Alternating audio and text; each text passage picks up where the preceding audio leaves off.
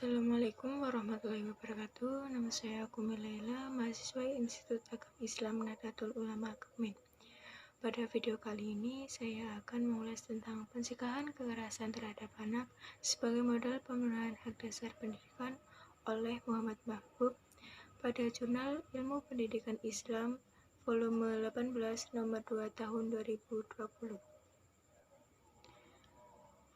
Yang disebut anak adalah seseorang yang belum berusia 18 tahun, termasuk yang masih dalam kandungan. Sementara, yang dimaksud dengan hak anak adalah semua kebutuhan dasar anak yang harus dihormati, dilindungi, dan dipenuhi agar kesejahteraan dan jiwa anak terjamin yang dilindungi oleh undang-undang.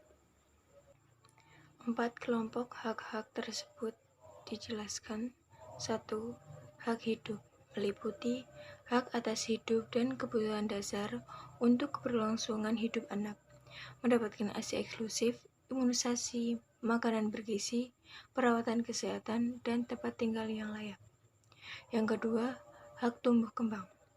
Hak untuk mengembangkan potensi secara penuh, mendapatkan pendidikan, termasuk pendidikan usia dini, kasih sayang, motivasi, rekreasi, kegiatan untuk mengembangkan minat dan keterampilan.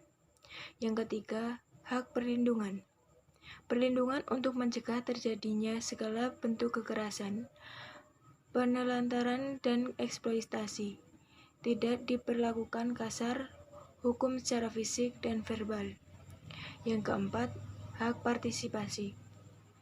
Memberikan kesempatan pada anak untuk terlibat dalam hal-hal yang mengaruhi hidup anak sesuai dengan usia dan tingkat perkembangan anak. Meminta pendapat dalam mengambil keputusan, misalnya sekolah, makanan, pola asuh, dan hobi minat. Dari hak-hak 4 tersebut, maka pendidikan adalah bagian dari hak tumbuh kembang dan hak partisipasi. Meski demikian, hak hidup dan hak perlindungan juga menjadi bagian dari kebutuhan dalam pendidikan anak yang menjadi kewajiban alamiah orang tua.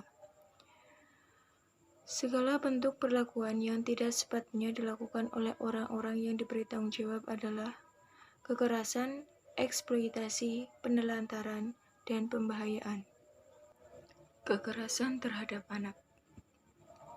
Kekerasan terhadap anak adalah setiap perbuatan yang berakibat timbulnya kesengsaraan atau penderitaan secara fisik, mental, seksual, dan psikologis. Jenis-jenis kekerasan terhadap anak. Yang pertama, kekerasan fisik. Meliputi membanting, menampar, membenturkan kepala, menggigit, mengguncang-guncangkan tubuh anak, dan lain sebagainya.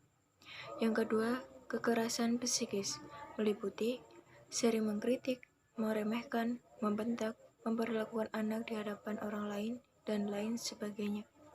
Yang ketiga, kekerasan seksual, yaitu setiap perbuatan yang berupa pemaksaan hubungan seksual dengan cara tidak wajar atau tidak disukai, pemaksaan hubungan seksual dengan orang lain dengan tujuan komersial, dan tujuan lainnya.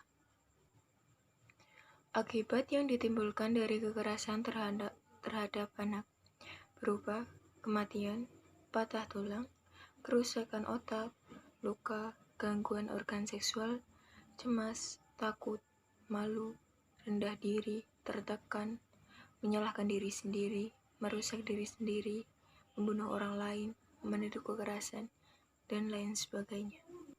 Seringkali orang tua karena sulitnya mengendalikan anak dalam pembelajaran atau guru ketika si anak melakukan kesalahan sehingga harus dihukum. Hukuman dilakukan ketika anak melakukan perilaku menyimpang. Namun, hendaknya orang tua atau guru jangan menghukum dengan bentuk fisik, psikis, bahkan seksual pada anak. Mengingat akibat yang ditimbulkan dari hukuman tersebut tidak hanya sakit fisik, tetapi juga psikis.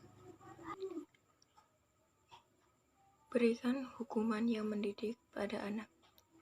Hukuman yang mendidik akan menimbulkan kesadaran bagi anak atas kesalahan yang telah dilakukan. Hukuman demikian mampu memicu timbulnya motivasi eksternal anak yang menumbuhkan rasa tanggung jawab dan bersikap dewasa. Sekian ulasan tentang pencegahan kekerasan terhadap anak sebagai modal pemenuhan hak dasar pendidikan. Mohon maaf apabila ada kesalahan. Sekian, terima kasih. Wassalamualaikum warahmatullahi wabarakatuh.